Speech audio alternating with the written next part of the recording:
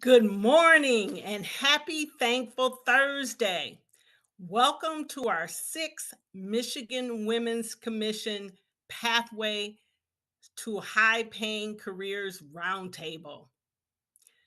The Michigan Women's Commission, by statute, is to improve the lives of Michigan women.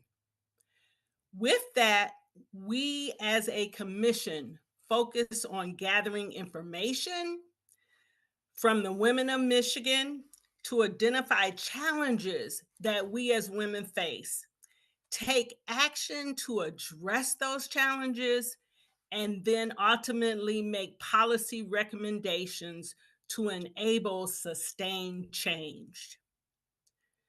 Michigan women told us, and the data from 2024 also shows us.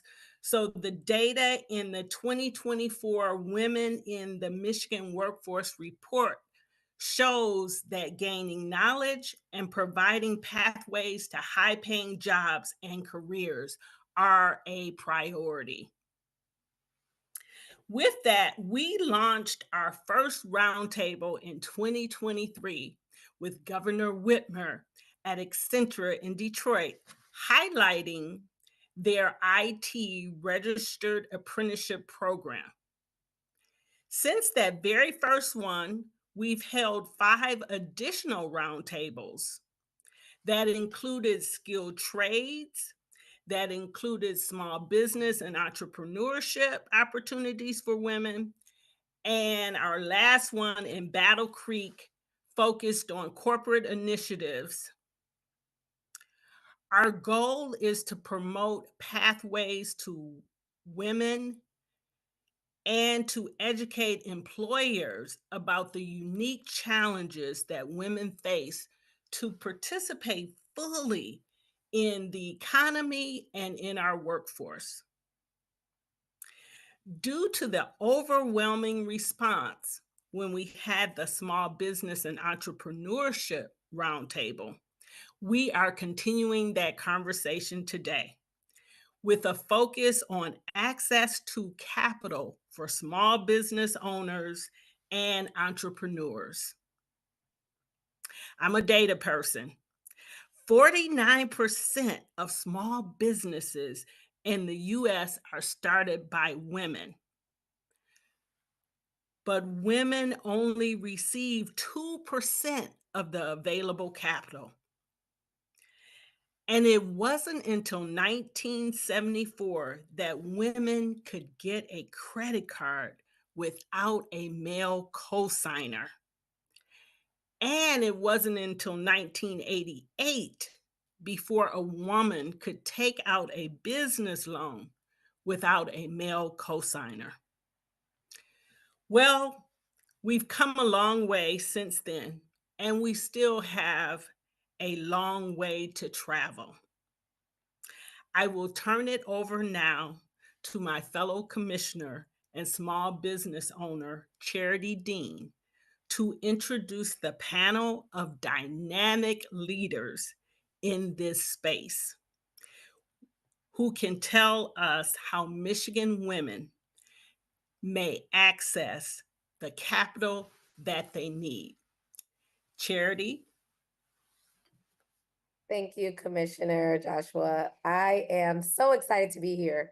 As I am Charity Dean, the president and CEO of the Michigan Black Business Alliance. I'm also a small business owner myself. I own a coffee shop called Rosa in the city of Detroit. We have 2 locations, and I'm proud to be a Michigan Women's Commissioner. So thank you so much, Doctor, for that opening. And I'm really excited about this conversation.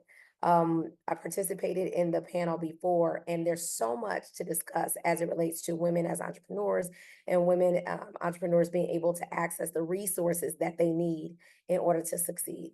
And so what I'm going to do now is I'm going to have our panelists jump on one at a time. We'll start with Carolyn, Tasha, then Dawn. And first, I want you to introduce yourself as who are you? Tell us what you do, but also tell us what motivated you to play in this space with women and underserved populations as it relates to entrepreneurship. So we'll start with my colleague in the work, Ms. Carolyn. Uh-oh, I think we need to unmute you for just a second. It's okay.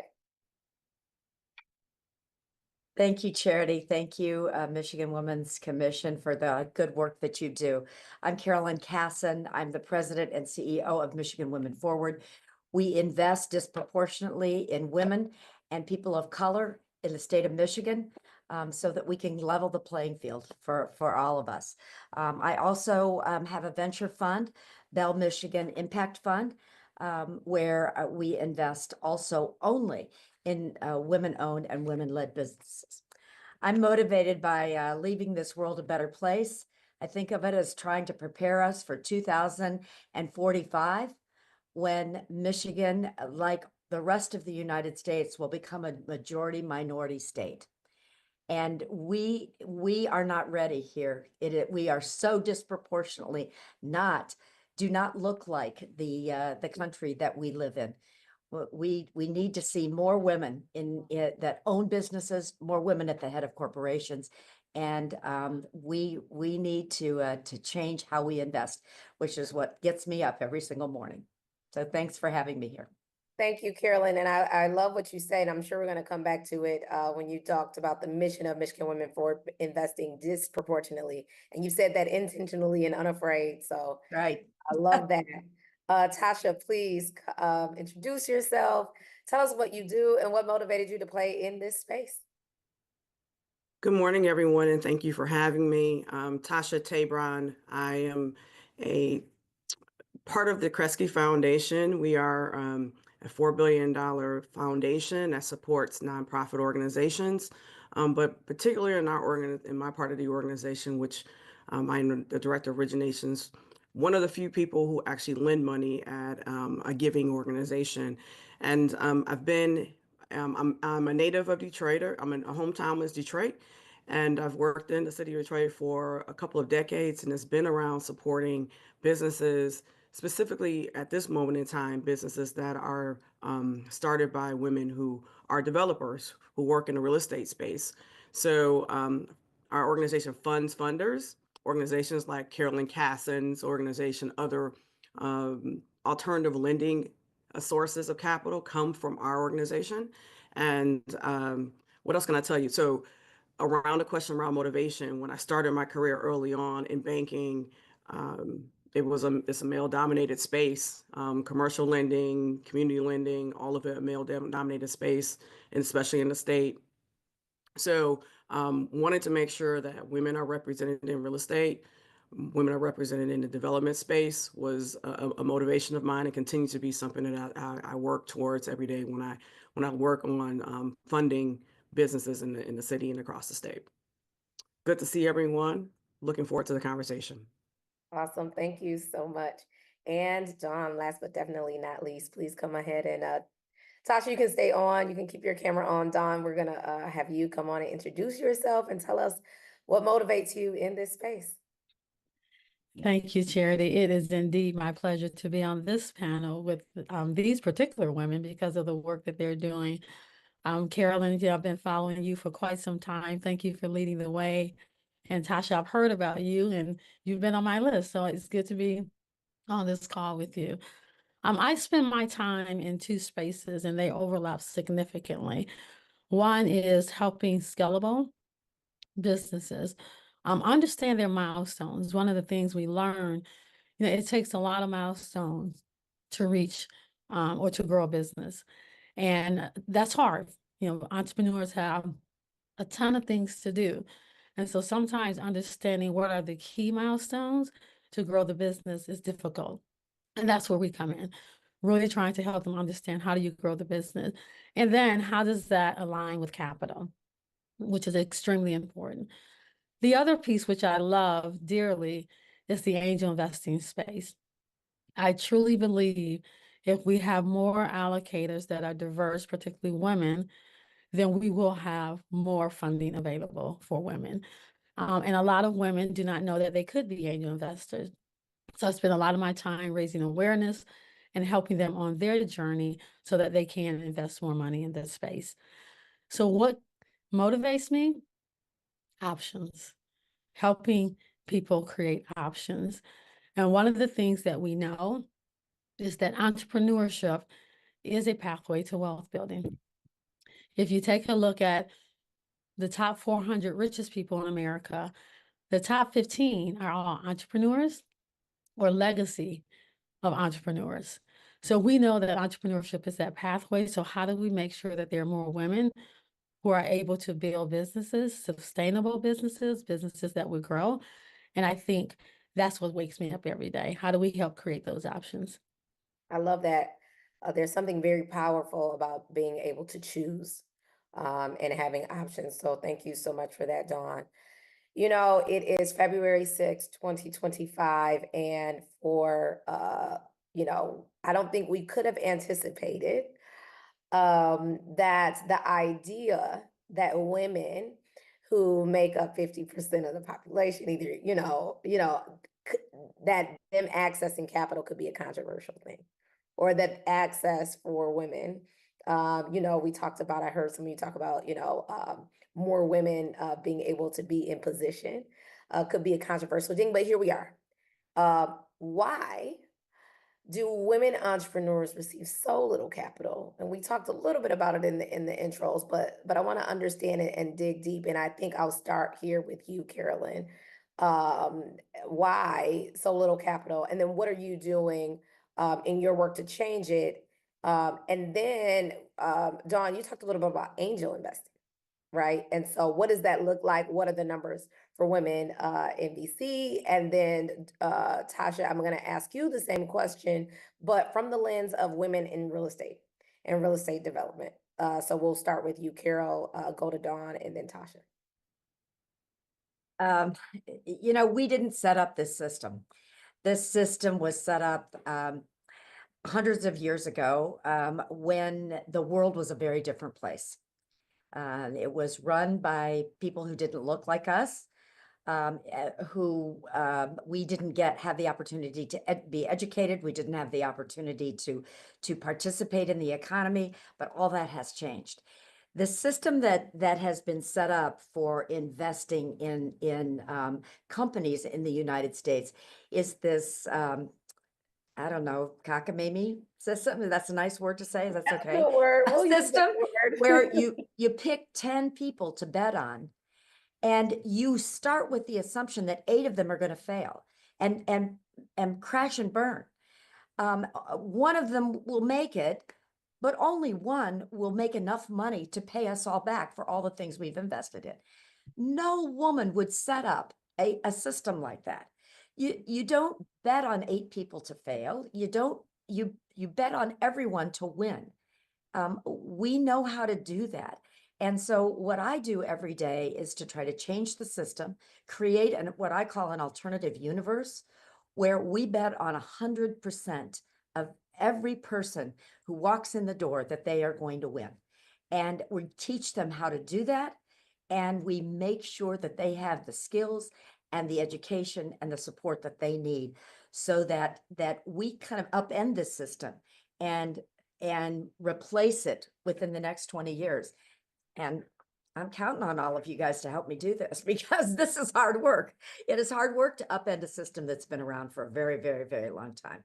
I love that, Carolyn. And I will say, I mean, this is the work, at the Michigan Black Business Alliance, we partner with Michigan Women Forward. We're sending our members there for funding, and to be able to have a partner that is actually doing that work intentionally with the resources. So you talked a little bit about technical assistance resources too.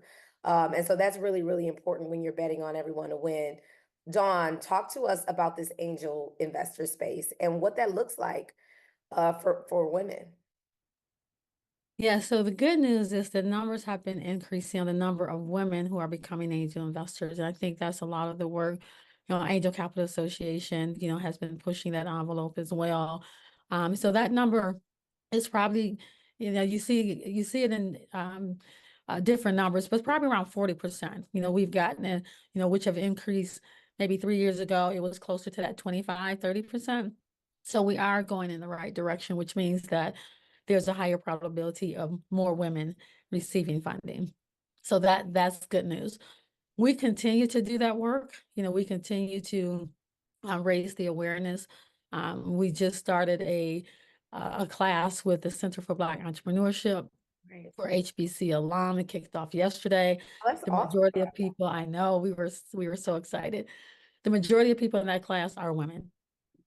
So we can take them through a 3-month journey of, what does it look like to be an angel investor? How do you find deals? How do you do due diligence? Because there's a professionalism Yeah. around angel investing.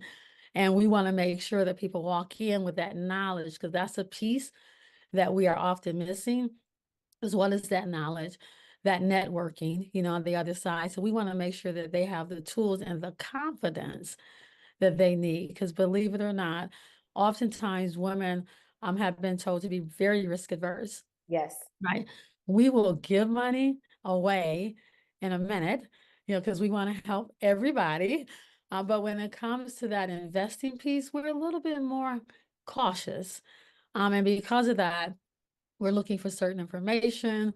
We may second guess ourselves. So we're trying to help them understand the space and build out a portfolio, because that's the other piece. It's important to build out a portfolio of companies. But like Carolyn, I learned this from the younger generation. I want to double click on what you said, about we got to change the framework. Yeah. That's another piece. So that's some of the things we're thinking about now. What framework works better for us, even within the angel investing space? Yeah. I think that's really critical. Part of, this conversation is about access to capital, but if we're not on the decision-making side of that, then we will continue to see some of the statistics. So I appreciate you talking about the increase in women that are actually doing the investing. What about in real estate? So we think about, real estate development and then accessing capital in real estate that's complex. And a lot of times it involves having understanding of governmental programs that are there to help with development. Tasha, talk a little bit about what you've seen and the ways that you're helping women access capital for real estate development.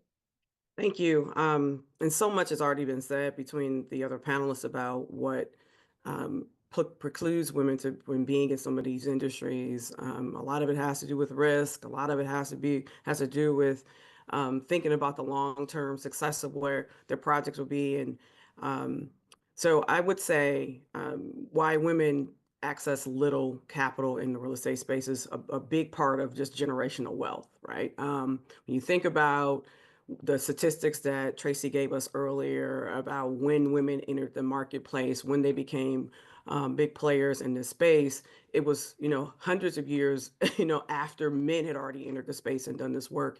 And so the access to them to enter an industry that's very capital intensive, similar to what Dawn sees in her space, precludes women from thinking about that unless they have some of that family resources to begin. If you start a project in any particular city, it requires a significant amount of equity, a significant amount of dollars that you start, and you may not see the benefits of those dollars for several years. So who has the ability to say, I'm going to raise my hand, put in $1 million in capital to start this project that I want to do? Even if it's mission minded, affordable housing that you want to do, you want to build a commercial space for a new business. Charity, you've been in the space of building a lifestyle business in a neighborhood. It's going to be 5, 6, 7, 10 years even before you see the benefits from a capital perspective from that dollar, which means if you want to do your next project, your $1 million is locked into that project. If you want to do your next project, those $2 million is locked in those two projects for years and years to come. So it's a very capital intensive prospect for women to enter in. So the thing that we saw with all of the technical assistant programs that we had started over time to make sure that women can enter the work and grow into real estate in the city of Detroit, particularly, it was great, but we didn't have a capital solution for how you start putting your first dollar into a project. Recently in 2022, we launched the Kresge Foundation, put in a large investment into a community development financial institution called Invest Detroit for a program called EBIARA. It was our first test case on figuring out how to replicate equity for a business. And really, we wanted to grow the enterprise, not just the project, but like the enterprise. How do we make women and people of color stronger in the space by putting in their first 5% into a project, and then allowing them to take that to leverage it to get money into their project for senior loan dollars from a bank or for Yeah. mezzanine dollars from other partners. This was the starting point, and we've always worked on other parts of the capital stack for a project, but this was getting at the root of this question of like, how do you enter? And so the results of that has been we've worked with 10 new firms. 20% of those firms, 2 of those firms are led by women. I know that sounds low, but when you think about what it looks like across the industry, that 2% of available capital to women, we're blowing up the roof off of making sure that we have more women that enter the real estate space. So that's one example, but there's other things that we've done. But the biggest thing is really trying to figure out how do we solve for this capital intensive industry that precludes women from getting into the space.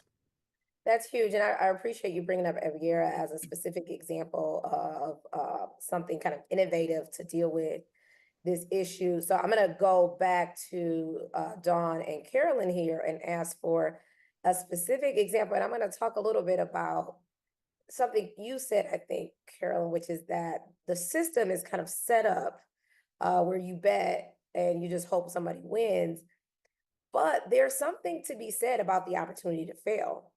You like being able to have the capital to have the opportunity to fail. That's where creativity comes in, and that's where solutions really matter. When you don't have the opportunity to fail, there's a lot of pressure on you to deliver the first time around. What are some creative things that you may have seen maybe in your respective organizations or out there that give women the opportunity to fail as it relates to capital in their small business? And maybe there isn't nothing, maybe there isn't anything. Well, to figure it out, I but- love this because a lot of it is, it speaks to me because I didn't have the luxury to fail. I didn't have that, I had no family money. I Yeah. had no friend money. I didn't know anybody who could, I didn't have any myself.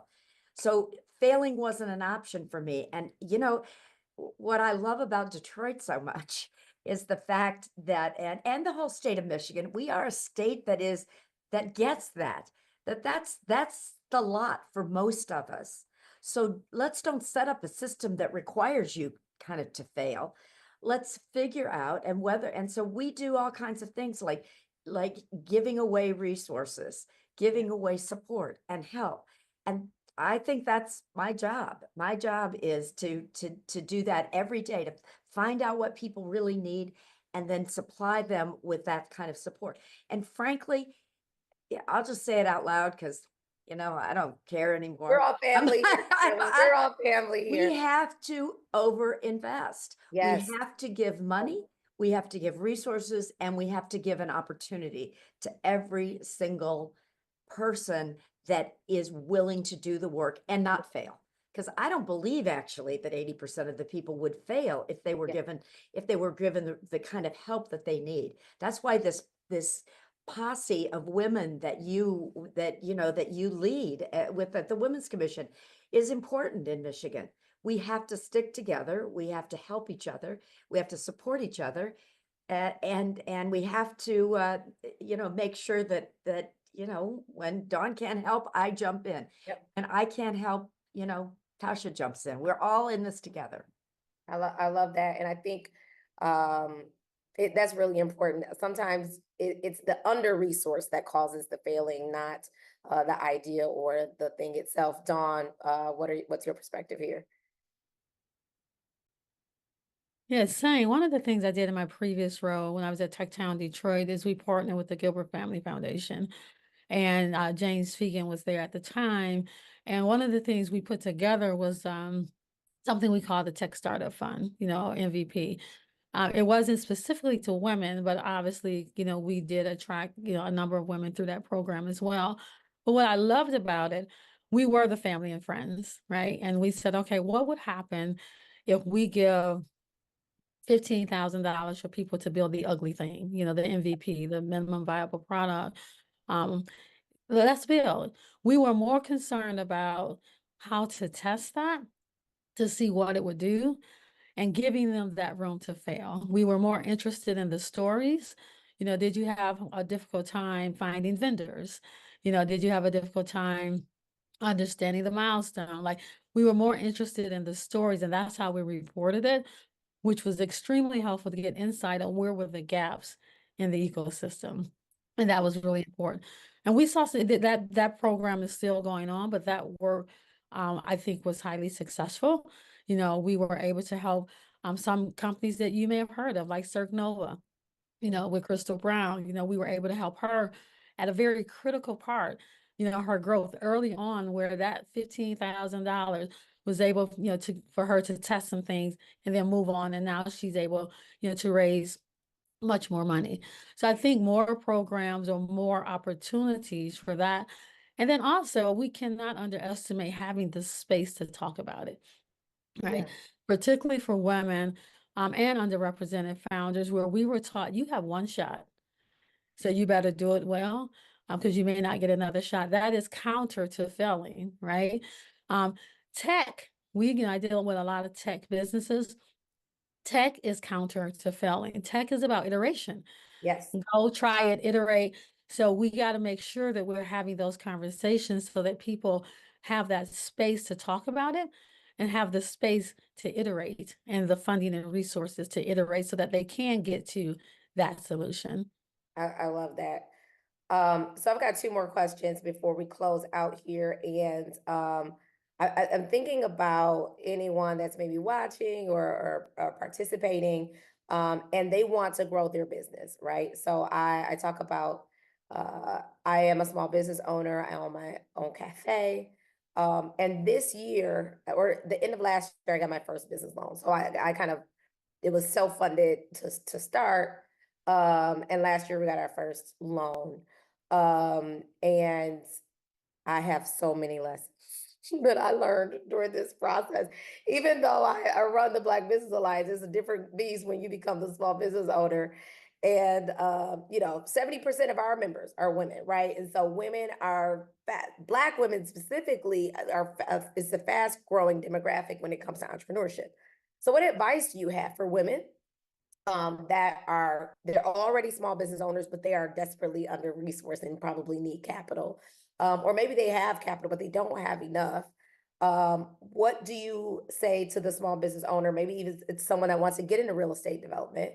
So I'm going to ask all of you to give me, I'm not going to give you a time, but shortly, because we got a big question coming up next. What, is one piece of advice that you would give an entrepreneur that is in need of capital for their business? I'll start with you, Dawn, go to Tasha, and then Carolyn. Wow, that's a very nuanced question. But I will say there are two things that come to mind that I see. One, find your community. Now, there's a lot of peer-to-peer learnings that can accelerate your own growth. Your peers also have, tried some things, or they have found other resources. So peer-to-peer is definitely critical.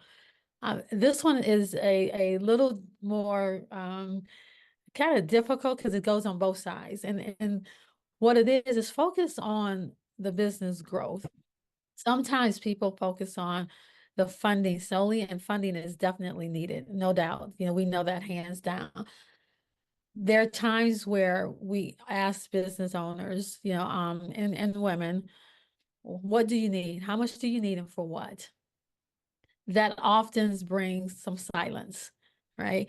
Because we know we need money. We know that. But understanding how you're going to grow, what you need, how much you need, is critical. If you talk to any funder and they ask you that question, you want to have an answer, and a good answer.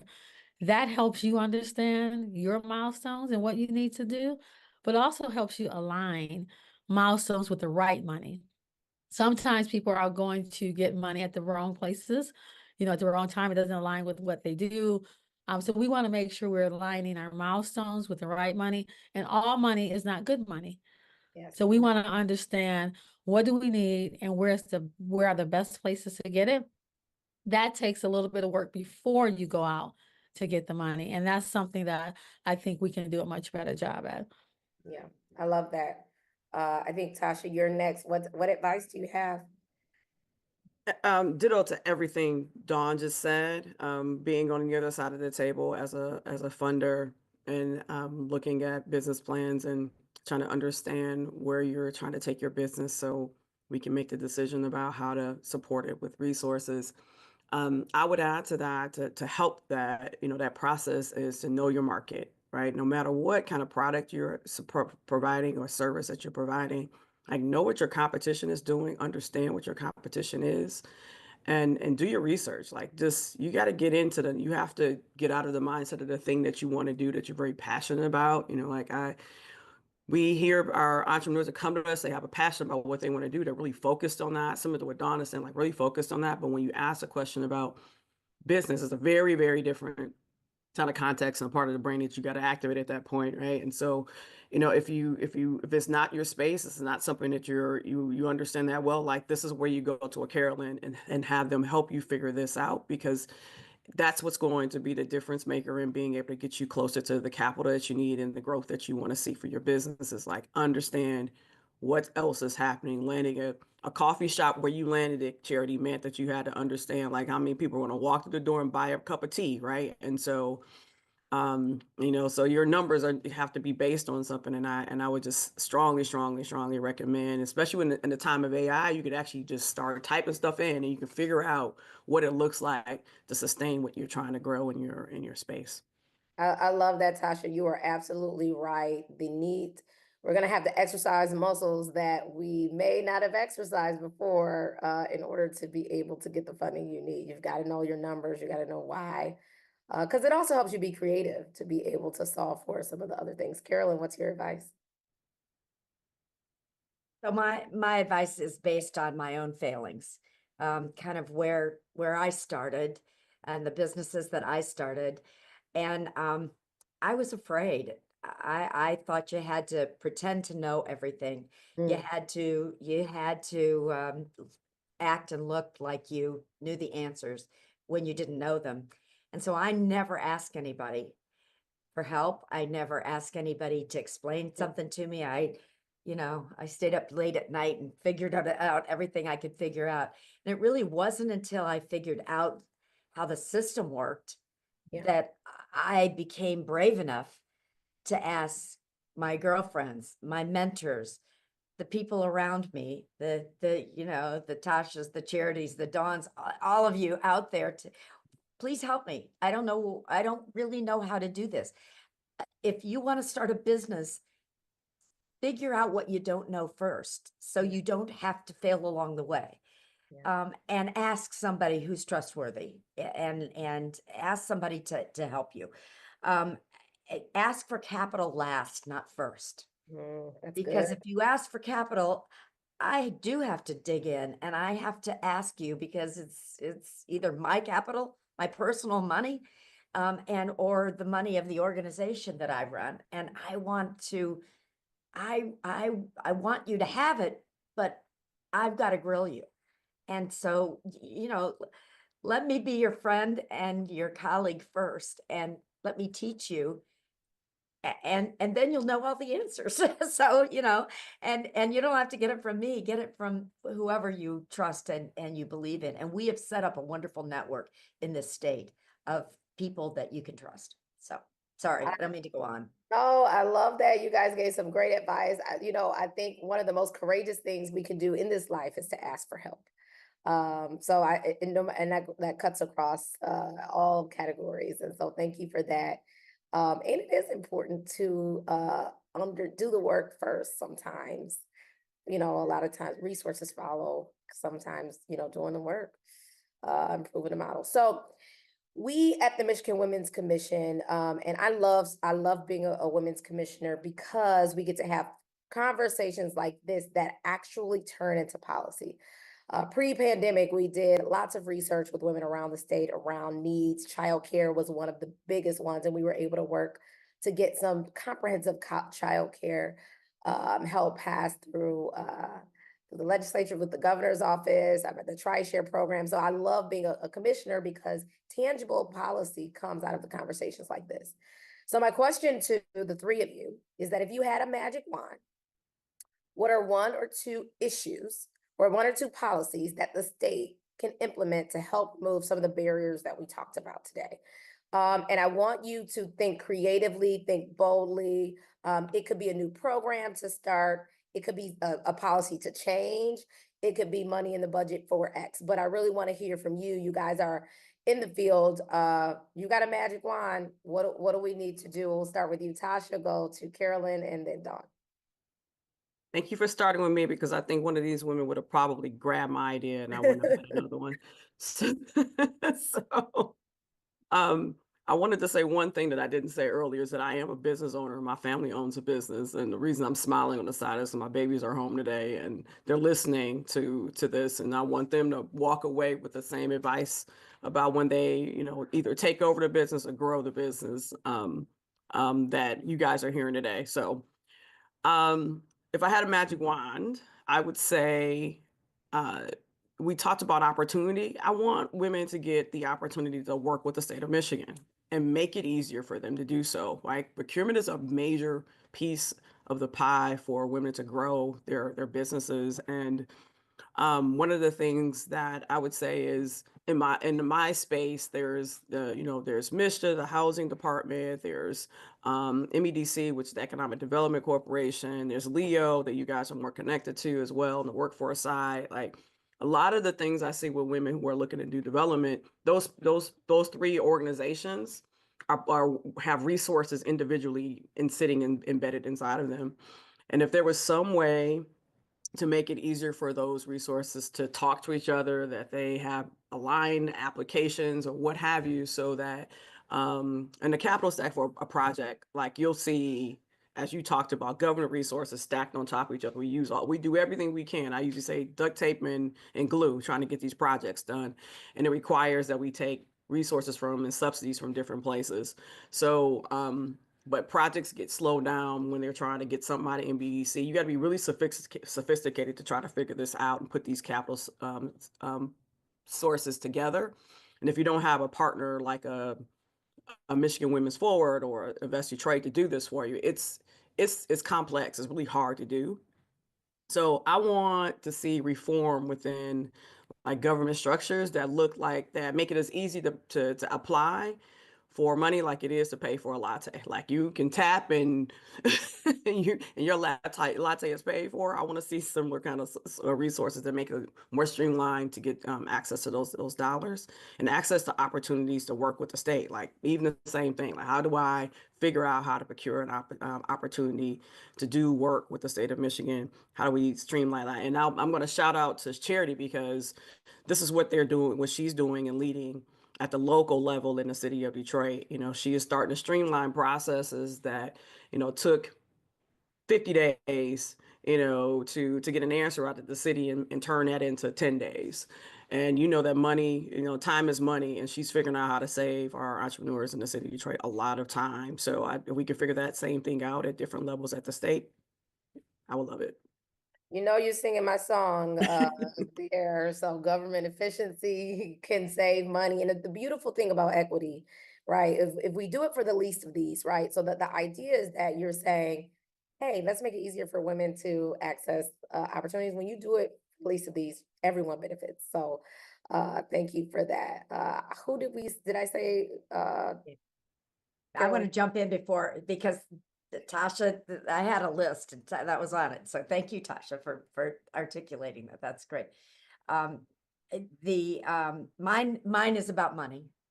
Frankly, the state of Michigan needs to set up a first rung of the ladder fund. We don't have to say women and people of color, because you don't have to say that out loud, because that's who wants and needs to get on the first rung of the ladder, of the capital ladder. And so start this fund, use the resources, you know, I'll help you figure out where to get the money from if you want me to, but I think we can get this money. We will match it. We're not afraid. We will collectively as women and people in the community development space, we will figure out how to match it, but put some money into a permanent fund that until we get this solved, you know, can go away in 20 years or something. But right now, let's have a set of state resources that we can count on to invest in women-owned and people of color-owned businesses. Okay, my song is still being sung. I love that, Carolyn. It is so important, especially as we think about, I mean, there's so many policies that are coming out at every level of government, but even at the state, you know, small businesses are heavily regulated. How might we be able to supplement so that they can compete? And so, you know, a first source fund, whatever we want to call it, I love that. I've added that to the list. Dawn, you're up. What's your magic wand idea? Yeah, I'm gonna take some liberties since I'm the last person and Yeah. they took some of mine. I would build on, you know, what Tasha says. I actually used the governor's one of her sayings, you know, build the darn roads, build the darn pathways. Yes. And with those pathways will require the funding, the resources, the vision, the intentional capital stacking, because we know where people need to go. There is some overlap and duplication in programming. What happens if we're able to coordinate that in a way a little bit more intentional, where people can go through, you know, the programming and access the capital they need coming out of some of those programming. So that's one. And in that, you have foundations, you have corporates, so people can also get to what we're really trying to do is get to that customer and Right. tech companies, right? So we can start partnering with those corporations. What problems do they have? And how do we solve them, you know, with the talent that we have? And if you can get folks customers, the rest of it will work out, right? You know, so that is what we're trying to get to, is really revenue and how do we grow this thing? So that vision, intentional capital stacking, but also that corporate piece and foundation piece. The other one, my magic wand in my space, angel credits. You know, we tried it in 2008, 2009. At that time, it was only for 1 year. There was a lot of other things happening, you know, during that time, including financial crises. All of the credits in Michigan at that time were removed, tax credits, most of them. So I think it's time for us to revisit that. Some of our neighboring states, you know, have figured out some things that work better. So we can look at the Ohio's, the Minnesotas, who both have angel credits, and just look at how we can restructure it where it works for everybody involved. I love that. So we've got angel credits here.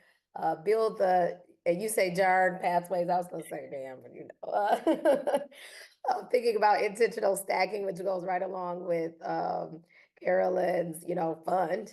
Right. And it absolutely goes along with Tasha's elimination of barriers in government. So Could you also add the having policymakers to advise her? I mean, let her, I think when small business, you know, talks to the governor, they're not who we're talking about. And so you know, this group of people need an advisor or somebody. So one of you have got to go help. I mean, So, let me ask you this just really quickly, and I know we're almost at time, so for me to turn it back over to Dr. Joshua, but are you thinking of like a small business czar or a small business entity space in the governor's office? when the industry says small business, they think of 400,000. Yeah. They don't Yeah. think of us. Right. So Micro business, right. we got something through the legislature last year that sets up an office of micro business. Yes. Yes. But it's not going to be staffed by anybody. It has no money. It Yep. has no, you know, so just fund it just a little and find somebody to lead it so Yep. that it stays, you know, it stays in the front and center. I agree 100%. Very familiar with that legislation, and I added it to the list. I think we've got some amazing opportunities here. to do this work. I could talk about this all day, so I'm going to stop myself. And I'm really looking forward to just this conversation, and I'm excited that we're covering this as commissioners. We're going to have another pathway, and we're going to talk about access to labor for small business and micro business. So this is just really, really great. I am now going to turn it over to my fellow commissioner, Dr. Tracy, to wrap up this amazing conversation. Thank you, guys. Thank you, Chair. Thank you. And thank you to each of our panelists. My fellow Commissioner Charity Dean, who's President and CEO of the Michigan Black Business and who is also an entrepreneur and business owner. Carolyn Casson, President and CEO of the Michigan Women Forward. Tasha Tabron, with the Kresge Foundation, Director of Originations, and Dr. Dawn Betts, CEO of Milestone Growth Capital Institute. Thanks to each of you. What a robust conversation and so needed. The Michigan Women's Commission will provide from today's discussion resources on our website. So please follow us on our web page. And then stay tuned for future roundtables hosted by the Michigan Women's Commission and the Financial Freedom Committee. I am Dr. Tracy Joshua, and I am a proud commissioner and chair of the Financial Freedom Committee, where we drive for solutions. We drive for education and understanding and solutions to the challenges that women face across our state.